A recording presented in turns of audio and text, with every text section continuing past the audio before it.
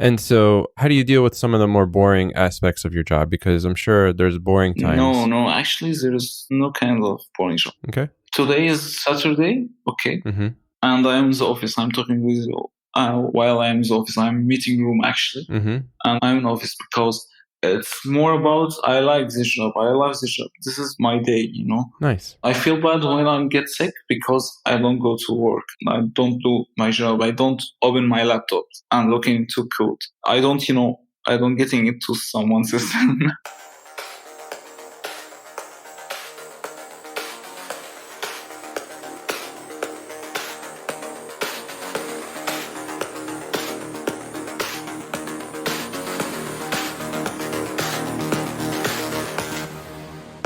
Hey everyone, I'm Ayman Elswa, and this is Getting into Infosec. My guest this week is Hossam Mohamed, aka Waisel. Hossam is my first international guest, so I'm really excited about that. He's also my youngest guest, so at 19, he got into computers and security really early on. And I wanted to understand how these games work. Because of that, he's also faced some challenges getting work. Things didn't work because of my age and because of my education. I was only 18. Even though at 19, he's one of the youngest OSCEs in the world. Hossam likes to go deep onto subjects such as malware and reverse engineering.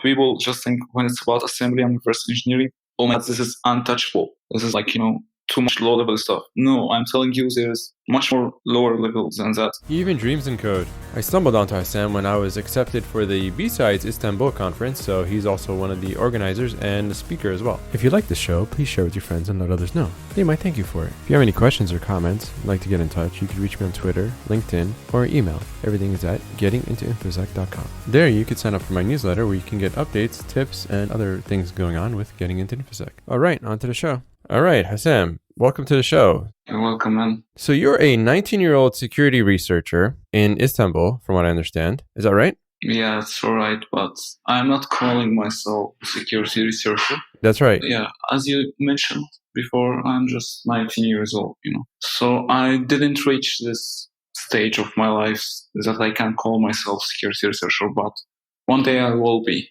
Yes, that's my personal thought. Okay. So yeah, I noticed that your headline is quote unquote not a security researcher. Yeah. And so let's talk about all the non-security research you've done over the past years.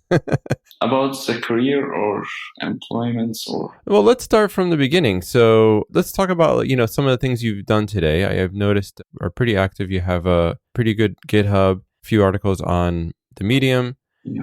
And you have been employed in the security field. So maybe tell us about some of the things you've done lately, and then we could talk about your past. Things I've done lately, maybe the great achievement that I got is OSCE. Mm-hmm. It's not really a big achievement for me, but people counting it as big one, so I took it like this. But it wasn't, just a checkpoint for me. That's a proof for my knowledge because, as you told in the beginning, I'm just 19 years old. So no one would hire someone 19 years old into cybersecurity field. Yeah. So why is that? Why is that? Because of my age, because of, there's a lot of limitations out there for education and age problem.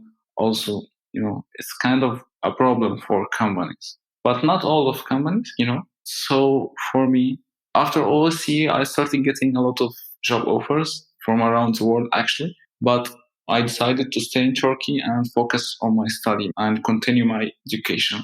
So I will attend electronic engineering program next year. I hope so. And once I finish, maybe I will focus on academic parts in my life. I see. Yeah, besides security research. Okay. And so you did work a little bit as a security analyst, is that right? Yeah, I worked as a security analyst for a business solution company. Mm-hmm. I was handling not only, kind of security analysis for servers and so on.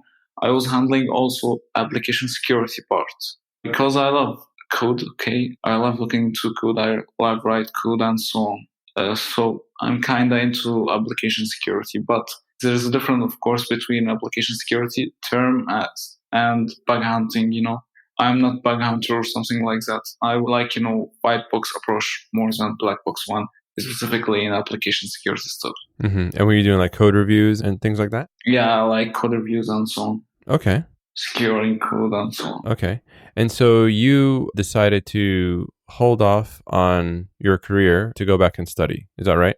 No, actually, I will continue both of them. It's kind of quite hard, but I don't have other choice. I will do it because I cannot stop my career. Okay. It's already started, yeah, so I cannot just stop it. So I will continue. I know it's hard, but, I hope everything going well. Okay. And tell us about your youth. It says you've been on the computer since you were 4. So tell us about, how you got into technology and then more specifically into hacking. Yeah, since I was 4, I just found myself like computers and so on, I got my first computer since I was 4.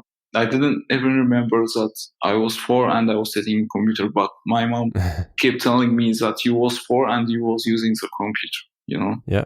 Mom memories are right? Yeah, of course. I believe in that. Yeah, I remember that. Then it's just started with games, and I wanted to understand how these games work. Then I got the idea about the code.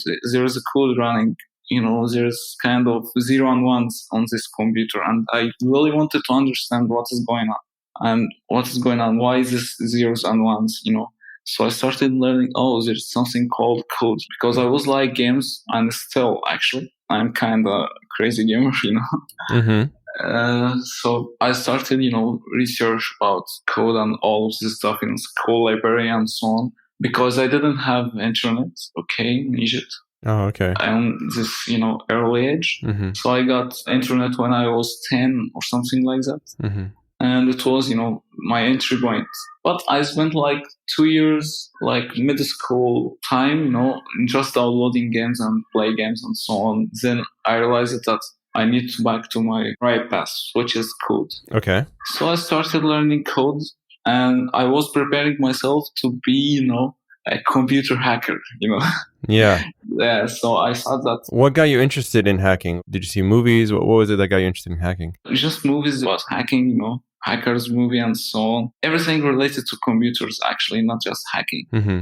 Ah, I see. Yeah. Then I started learning code. I started with web language. I didn't start with C or something like that. I just started with simple front-end languages. Then I go through back-end language like PHP.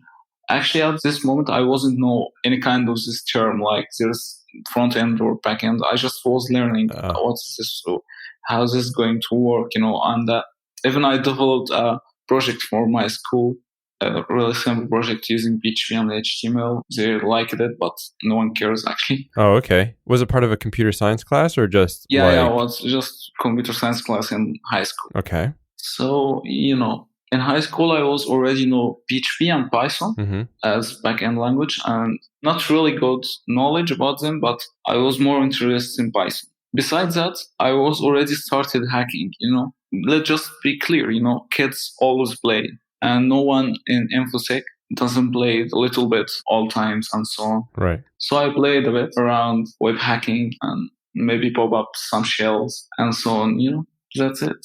Then after high school, I decided that I have to take a decision on my career and I have to start my career.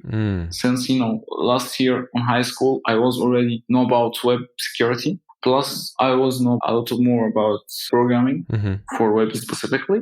Then I decided it's okay. I have to start something right now. Okay. So I decided, move alone first. Then I have clear mind and start studying more and more and more. You decided to move alone? Yeah, I tried to move out. Okay. So I decided to move to Istanbul because I came here when I was kid, I remember. And I was like, this place is really good. I wish I would live here because people living here are so lucky in this place. It's a good place and so on. It was just a small trip, So I liked the place and I was kid. So. And did you have money? I mean, you just finished high school. Like, did you just took some cash and went? No.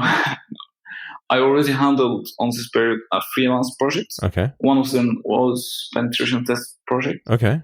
So you were already doing some freelance work when you were in Egypt? Freelance work, yeah. Oh, nice. Okay. And before getting into penetration testing projects, I was into web development projects. So I see. That make a really good money for me. I see. And I was, just living with my parents, so I didn't spend too much, so I will have too much money. Okay. Yeah, then I started doing, some pen test projects for small clients and so on, So I got the money required and I told myself, oh, it's okay, I can start now. So when I moved to Istanbul, I was having, amount of money to live like really good time to learn something and chill out, But I decided I don't want to chill out. I want to learn something. I want to start my career. So I started looking for a job or something like that. And actually, somehow I have been dropped in interview on really international big company. Okay. However, then I got into this interview, it was like technical interview was great and the guys into the interview liked me too much and so on. Mm-hmm. But, things didn't work because of my age and because of my education. I was only 18. Okay. So what did they say? So they liked you, but they... Yeah, but we cannot just hire you right now. You can go to university or something like that, and we can come back again and we will hire you as intern or something like that. Wow. Okay. Yeah, so I told them, it's okay. It was a really bad day for me, actually, but I found, startup and business solution. Then I started working for them as a security analyst. I always care about securing servers and so on. Mm-hmm. I was working, also on application security. So I was working with system administrators and IT guys, as well I was working with development team. So I was handling tasks between both of those teams. But I got really huge experience from this company because, as I told you, I was working in two different levels. Mm-hmm. I improved my development skills too much. You improved your what skills? Your document skills? No, my development skills, coding skills. Oh, development skills. Okay. Mm-hmm. I got, too much information about a lot of stuff. And since, I already I know Python, for example. I learned Bash on this company, got some Bash skills, as well PowerShell and so on. So I was automating my tasks and so on. So I got kind of free time to improve myself more and more and doing some research. Okay, nice. So I decided to get into exploitation. Okay. Since I was, know some C and C++ and so on. I learned them not from too much time ago, but I just quick pass on them, so I can understand most of C and C++ code. It's not big deal, Since you are into programming and code, you can understand any syntax in this world because the logic is the same, every language. So it wasn't a big deal. Right. So I decided to get into, C and C++ code reviews, and I handled some. Do you ever dream in code? Yeah, actually. Because you've been coding so young, do you actually dream in code? Like, do you solve coding problems while you're sleeping? Yeah, actually, I don't know how did you know that, but it happened for me once. And let me tell you about something. It's really weird, I was sleeping and I dreamed like something like that, I just waked up and opening my laptop and running Wireshark, then I slept. That's it. Okay. So I thought that I can capture the dream using Wireshark or something like that. Nice. It was really weird, When I waked up in the morning, I told myself, what the heck I did? Why am I opening Wireshark while I was asleep? Then I remembered, Yeah, I dreamed with code, but not solving problem. No? Okay. I dreamed like I'm writing 0 days and all of this stuff. Yeah. All right. Well, it's only your dreams. Okay. Yeah. One day, actually, I dreamed like with web exploit, and next day it was really exist because I was reviewing this application. Okay, but I just passed at this point for a letter check. When I go home and slept, I dreamed about next day. Oh, it exists. It's executable. Oh, okay. Yeah. There you go. I mean, the subconscious is really powerful. So yeah, and also dreams. Yeah. Can't underestimate. Okay, cool. And now a message from our sponsor. Did you ever want to do a red team on your company, but not want to deal with hiring people, external or internal? We have a solution for you. Red Team Spray Paint. Simply spray our infrared invisible paint on your targets. Spray it on your entrances, server rooms, and buildings. Our solution is non-toxic and is safe to be sprayed on people, especially executives. Red Team Spray Paint. Stay tuned for our next version, where all you have to do is just spray your company's logo and we do the rest. So now you're consulting, you're learning more about development, you're trying to do more exploit development, correct? Right? I think you recently got the OSCE, is that right? Yeah, yes. Okay. I don't have too much experience in exploitation, but I can tell you that I learned too much about exploitation. I got into more and more low-level details. right now I can read assembly like normal code, so I can imagine how code patterns and how execution flow work, Okay. like if statements and for loops and so on. And this is coming from, reading too much assembly code. So people just think when it's about assembly and reverse engineering, oh my God, this is untouchable. This is like, too much low level stuff. No, I'm telling you, there's much more lower level than that. Yeah, but, I just like assembly and low level exploitation. I felt like this is real security. This is how you can make an impact in systems. You cannot just go through a system from web apps. You have to, exploiting service and so on. And what are your interests? Like, so now you're in between jobs, or I guess, you're just doing some freelancing. What's your ideal next step? Currently, I'm working like into two jobs. Okay. For now, I'm working like full-time in education-related company in Istanbul. Okay. It's one of the biggest companies for education solutions in Istanbul. I'm kind of handling most of universities in Turkey security. Oh, nice. Yeah. Okay. Plenty of security need there. Yeah. Also into application security, which mean, more code and more code review. Even writing some code. It's a small company, but I like it because they kind of helped me to get me into my academic education path. Oh, I see. Yeah. Okay. Other company, which is CyberStruggle, it's a training company. They are Turkish company, but recently they started their startup in Estonia. And this guys is really skilled technically and so on. I joined them recently as lab developer, so I'm developing labs for offensive security labs, vulnerable machines and so on. And, they are going to start kind of new trainings on, they will, change the game on training field in cybersecurity. I hope so.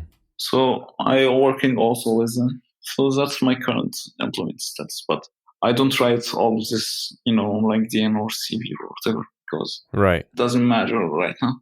And what's your favorite part of security? Exploit development, malware analysis, pen testing? Yeah, malware analysis. Yeah, I didn't mention about malware analysis.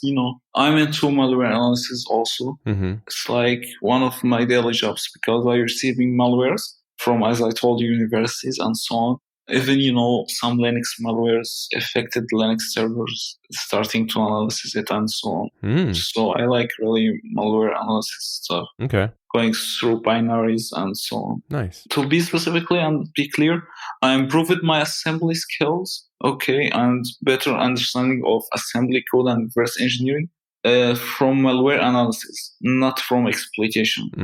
Then why when I got into exploitation, it was kind of pretty easy. I know assembly, of course. I already have some information. Then, I started to study code patterns of bugs and so on, like user after tree and all of this cool stuff. Okay. So how did you find your freelance gigs often earlier in your career? Yeah, it's about, I got some connections. Okay. So I started freelance locally.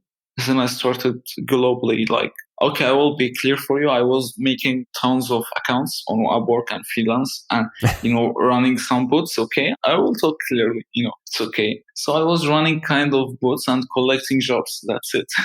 Nice. Okay. But Upwork and freelance websites just stopped this stuff right now. Okay. Also, I don't work like this kind of freelance stuff anymore because I already have like one full-time job as well, have part-time job with CyberStruggle. Yeah, but for those out there looking to start their career, sometimes freelance is a good way to start. So yeah, of course. Also to gaining some knowledge, some challenges. But when it's about hacking and security, I got into freelance because too much programming and so on. But when it's about security and so on, people looking for bug hunting and so on. Okay. Yeah. And web bug hunting specifically, like HackerOne, Backcrowd and so on. Do you participate in bug bounties? I didn't get into bug bounties. Okay.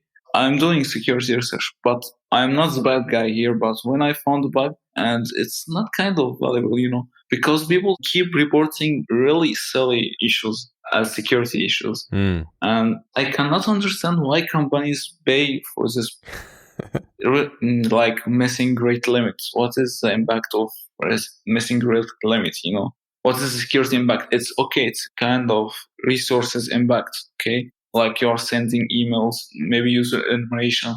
Yeah, this kind of bugs what affects the business itself. But what is the security impact from like you have a platform with 10K users maximum? Okay. Let's imagine that there is an endpoint somewhere and you have like missing rate limit on login. Mm-hmm. Okay.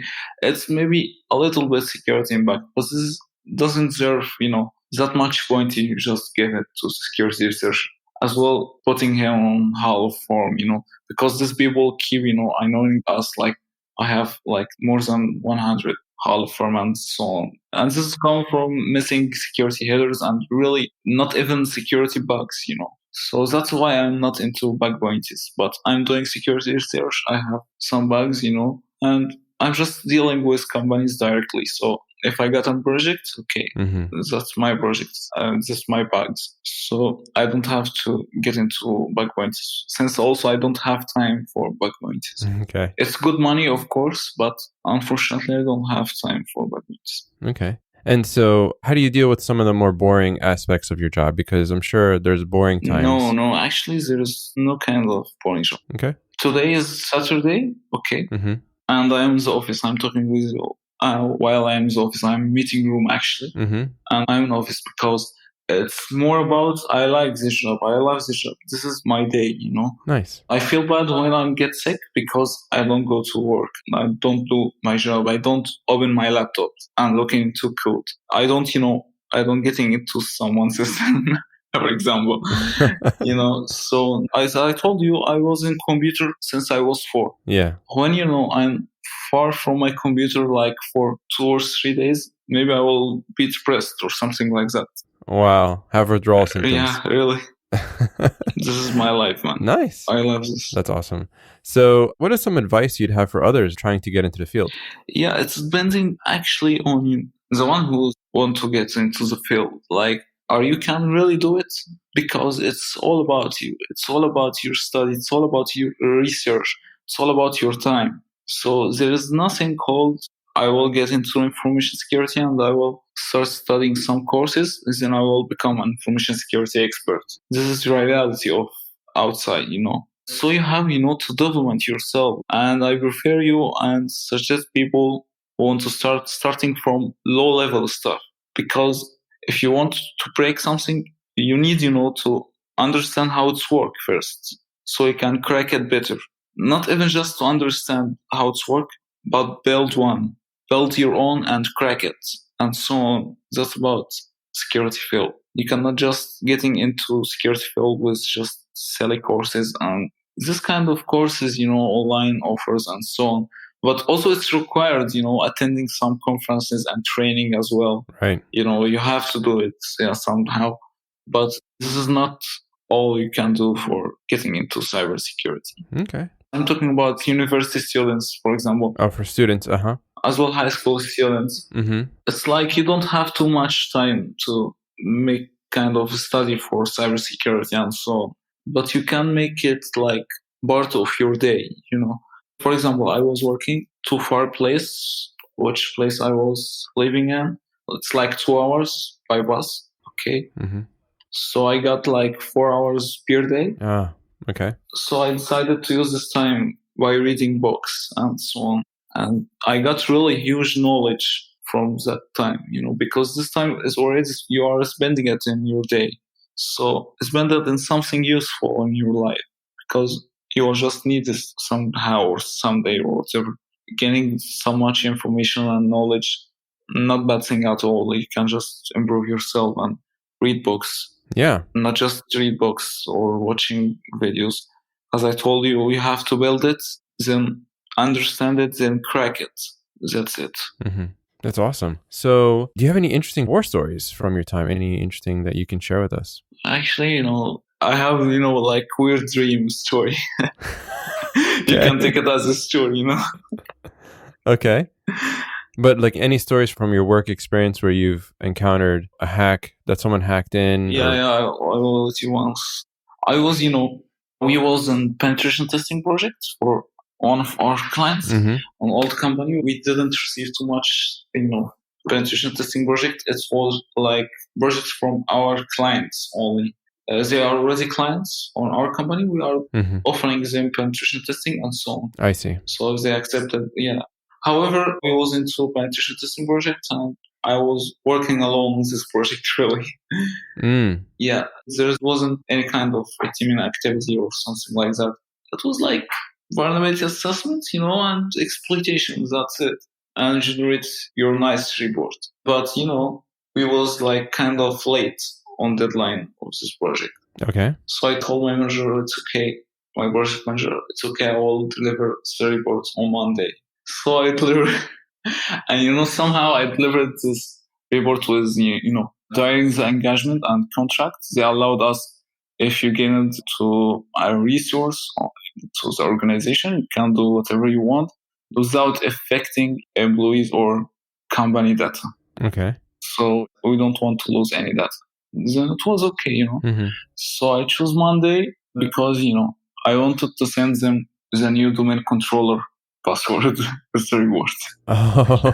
Really, I know this is not common into penetration testing scenarios, of course, and not kind of, penetration testing engagement will allow some kind of stuff, but I just did it for fun, How did you get it? It's a long story, It's just escalating from box to other paths hash and so on.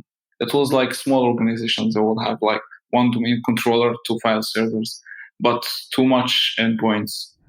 What was your first foothold? How did you first get in? Well, it was, a really old WordPress instance. There was like running blog, not even a blog, it's like internal blog for them, but it was exposed to the internet. I don't know why. Oh, wow. Yeah, it's kind of, if you want to classify as exploitation type, first limited shell or broken authentication. Okay. And they was like hosting this WordPress on Windows Server. So, oh boy. Yeah, I'm on DMZ from outside. So it was really great, actually. This is one of easiest pentest projects I did, but this is not even pentest project, actually. Just for fun, That's cool. Yeah. Good. So you have an upcoming BSides talk. Yeah, about BSides, yeah. Yeah, BSides Istanbul. Anything you want to talk about that? Yeah, BSides Istanbul going to be one of the biggest conferences on the area, because we have like kind of hacking villages and so on. By the way, I'm one of organizing team for BSides Istanbul. Okay.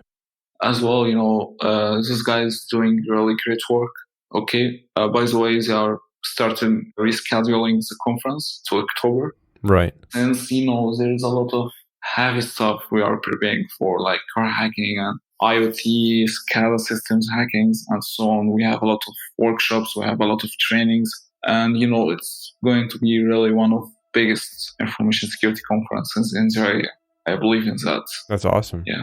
That's really exciting. Yeah, I believe that's what going, bringing something new to the area. Yeah, looking forward to it. And then you're giving a talk as well? Yeah, I'm giving a talk about a small research about IBC exploitation in Windows operating systems. Like how you can, discover some kind of IBC issues on applications. And even, I will release some tools as well. And there's another friend talking about automation and bug bounty. I also, I will share some scripts with him, release some tools and so on. But my main talk is about IBC exploitation, and I will release some exploits templates and, make people focus more on IBC and all of this stuff in Windows operating system, because you may find an IBC bug on one of Windows executables, default Windows executables to be specific, and you would gain 0 day in Windows operating system, like code execution from 0. So it sounds really good. Yeah, that sounds exciting. That sounds really exciting. That's awesome. Well, Sam, thank you for your time, especially on a Saturday. You're welcome. And yeah, look forward to meeting in person at BSides Istanbul. Yeah, I will see you there. Okay, thanks a lot. Take care. Thank you. Thanks for listening to the show. Links will be in the show notes. If you have any questions or comments on the show, you can reach me on Twitter at coffeewithayman. You can also email me at ayman@gettingintoinfosec.com. Intro music brought to you by Trash80. trash80.com, licensed under Creative Commons. Every week I let my guests pick their outro music, and this week it's Weeknight by Devin Church. See you next time.